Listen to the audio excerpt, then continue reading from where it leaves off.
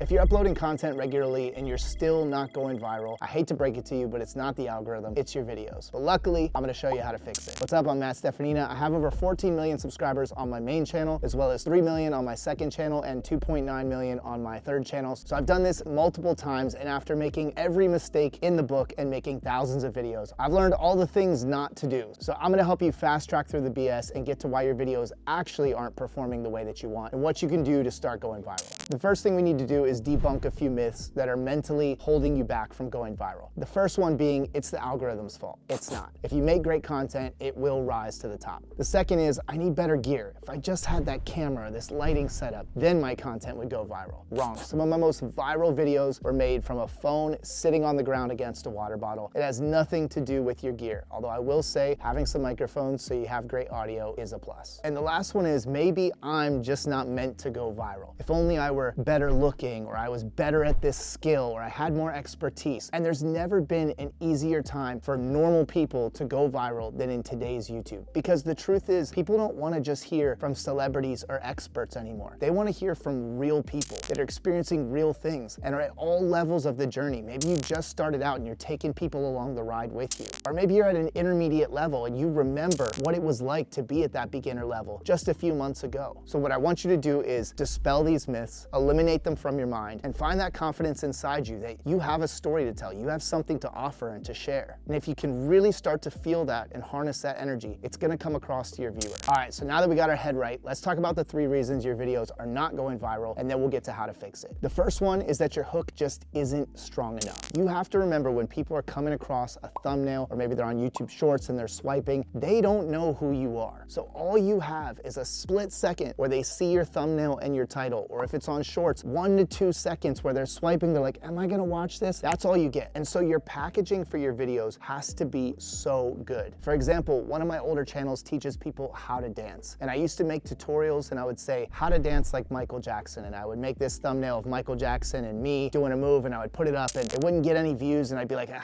guess people just don't want to learn to dance. But it was actually the packaging and the hook of the video that just wasn't good enough to earn the viewer's time. So instead I changed this to be how to moonwalk like Michael Jackson in under a minute. And I changed the thumbnail to be me in the 3 different positions of the moonwalk with some bold text on it. So as you're scrolling, you immediately see, oh, I'm gonna learn how to do a moonwalk from this guy. I understand what I'm getting into, right? And then as soon as you click on the video, I'm like, boom, I'm gonna teach you how to do the moonwalk in a minute or less. Let's go. And I've got a visual of Michael Jackson doing the moonwalk, and I'm doing the moonwalk as I'm saying it. And there's all these things that are just like, oh yeah, this is cool. I'm gonna learn this. You're building that hype, that anticipation. And most of the time, people weren't even getting up off the couch and actually learning it. They were just curious of, how do you actually do it? Or they were doubtful and being like, there's no way this guy can teach us in a minute. But the point is, that reframing of putting a time constraint on it, under a minute, and using the virality of a celebrity, Michael Jackson, and a dance move everyone wants to learn in the moonwalk, boom, boom, boom, and all of a sudden now it's packaged in a way that someone wants to watch. Now, it's really important when you watch videos like this, it's not enough to just hear the words that I'm saying, right? You might be listening now and you're like, oh yeah, that makes sense. That seems like a better hook. That seems like a better title and thumbnail. Great. And think about that video and say to yourself, honestly, what could I do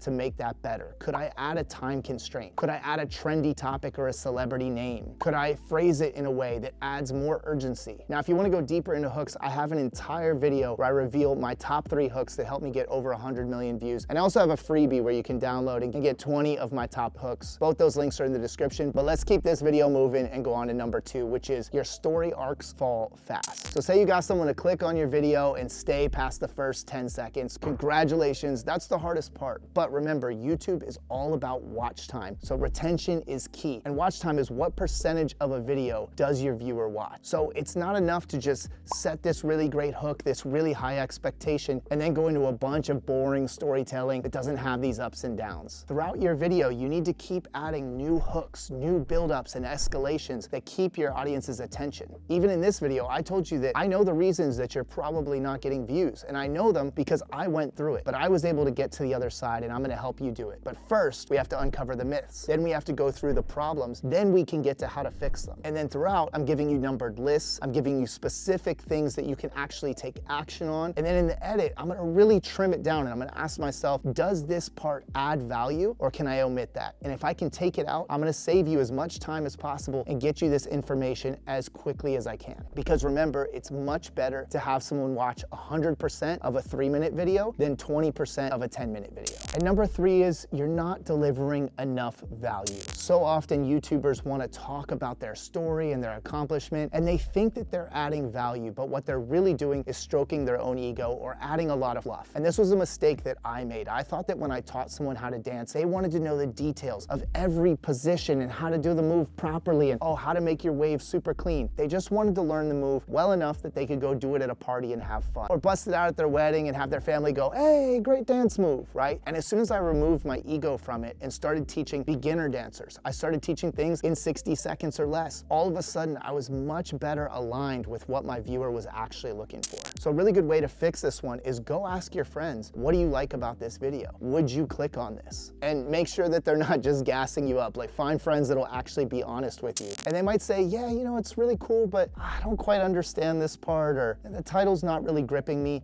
Take that advice to heart. And so often when I'm coaching clients and I give them this advice, they say, my channel's all about fixing up cars, and my friends and family don't know about that. And I say, exactly, that's the point. So instead, you want to come up with content that appeals to everyone. So you might say, here's how I took a $2,000 BMW engine and sold it for 20 grand. How are you gonna do that if I don't know anything about car parts? Or you're gonna open up with the engine, boom, right there, and you're gonna say, I just bought this engine at a thrift shop. I'm gonna give myself 2 hours to fix it up, and I'm gonna see what I can sell it for at this auction tomorrow. Okay, the first thing I notice is this is rusty and this is broken, so I'm gonna fix these real quick. Shoom, shoom, edit, edit, edit. And you're just cutting through this stuff fast. You're showing moments so that if I was a car person, I'd still be like, oh, I see how he's looking at that and this and that. But if I'm not into cars, I'm just like, whoa, what's going on here, right? I keep it really short and I cut it down really tight, keep that energy high, and then boom, they get the payoff at the end of seeing me actually getting the sale and celebrating that I did it. That's an example of how you make a video in your niche, but that appeals to a wide audience. And what'll happen is these people that aren't necessarily car people, but really enjoyed your video, over time, they're gonna get to know you. They're gonna watch more of your content, and maybe they'll even get into cars because of you. And then later down the line, you can do your really advanced niche auto repair thing, right? Now, I know nothing about cars. I just use that as a random example, but the practice is take yourself through this exercise in whatever type of content you're making. All right, so now's the tough part. You gotta be honest with yourself. What mistakes am I making? And then go through this checklist to improve each of these elements. First one, start with a crazy strong hook. If you're doing long form, that also includes title and thumbnail, but long form and short form, it's that first 3 to 5 seconds. It has to hook the viewer. Second is to build tension in the story. Tell your viewers what's going on, why they should care, what problem you're trying to solve, and even better than telling them, show them. If you're doing something where you can be out in the real world or overlay clips that you shot of you doing the thing as you're talking, that's even more effective. Third is to drop value early. Don't gatekeep. If you're teaching something, let them have it. Build your community, build people up. Often we're so afraid of giving away our secrets that we end up not even building a community because we're holding them so close to our chest. Fourth is to show human emotion. We've all been through ups and downs. We all have struggles in life, and being a little bit vulnerable about some of your failures, some of your weaknesses, can really strengthen your bond with your viewers and make people feel like they have a personal connection to you. And lastly, make sure that by the end of that video, you've kept your promise and delivered on whatever you said at the beginning in that first hook that got them there in the first place. Thanks for watching, and if this helped, make sure you hit the subscribe button because I'm now dropping weekly videos here on this channel and would love to have you a part of the community.